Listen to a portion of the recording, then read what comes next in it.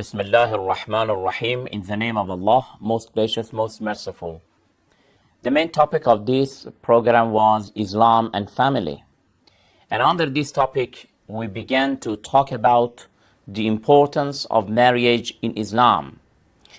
It is very emphasized. It is one of the most important matter that not only Islam, even we can say other religions and other scholars believe in the importance of this matter.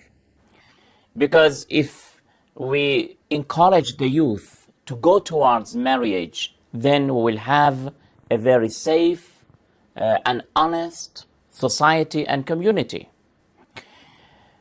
Sometimes some families and some parents, unfortunately, they don't go towards the issue of marriage because of some fallacies and imaginations. One of these matters which has become an obstacle in the way of the youth to marry is the issue of sustenance and expenses of the life. They are worried, they fear. The person says that now I am single, I don't have much expenses in my life. If I marry and then if I have children, then who will pay me? Who will run my life? Who will help me to afford the expenses of the life? And this matter has become an obstacle and an impediment in their way. Now we want to see what is the opinion of Islam about this matter. What does the Holy Quran say about it? From the Islamic point of view, a young boy must not be worried of the future. The very Creator who has provided you with sustenance, and now you are 20 years old, 25 years old, even a single day, you were not forgotten, you were not neglected. The very Creator will provide you. He will give you the sustenance. He will be your nurturer. Why you are worried? There is a tradition which is really warning this tradition. It is from Imam Sadiq alayhi salatu wasalam, one of the grandsons of the Holy Prophet of Islam, the sixth Imam. He says, "Man taraka at-tazwij makhafat al-'ayla faqad asa'a billahi adh-dhann." If a person refrains to marry just because of the expenses of the family, because of the poverty or other things, it means that he has a big suspicion to Allah the Almighty. Is it true to be suspicious? Suspicious to whom? To the one that has not forgotten you when you were in the womb of your mother? The one that when you were born, he provided you with the milk, with your sustenance? Allah subhanahu wa ta'ala, we call him Ar-Raziq. He is the nurturer. وَمَا مِن دَابَّةٍ إِلَّا وَعَلَى اللَّهِ رِزْقُهَا.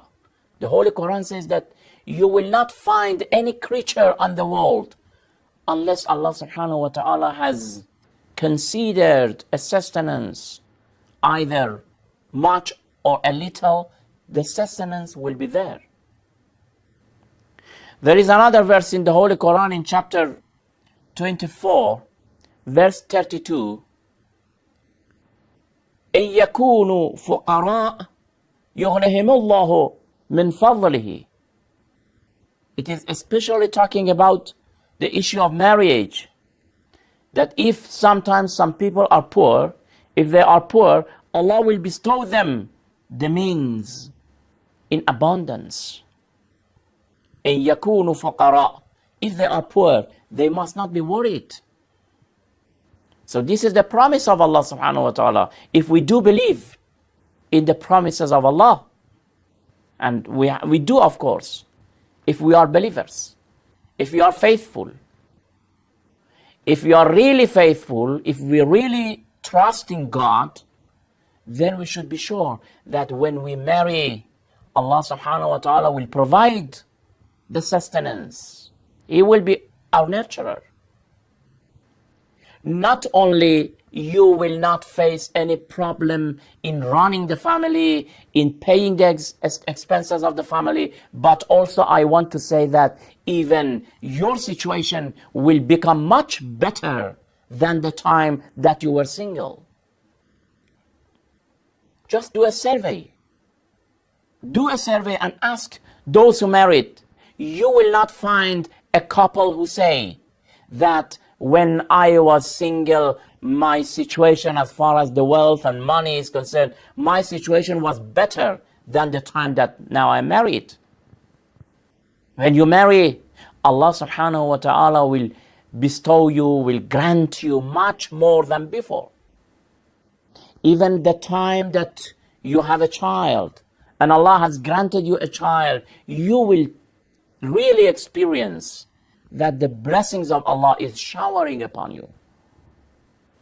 So if we say that now I am alone, I can afford my life, when we become two, then we will not able to run the family. It means that when I am alone, Allah is all powerful.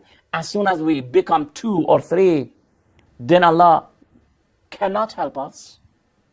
Isn't it a kind of suspicion to Allah subhanahu wa ta'ala? It is. While we believe that He is omnipotent, He is all powerful, there is nothing to prevent Him to help us, to support us. When He is promising in this chapter 24, that if you are poor, don't worry, I will help you. So brothers and sisters of Islam, those of you who are parents and you have young boys and girls, try to encourage them to marry. Don't fear of being poor or of the expenses of the family.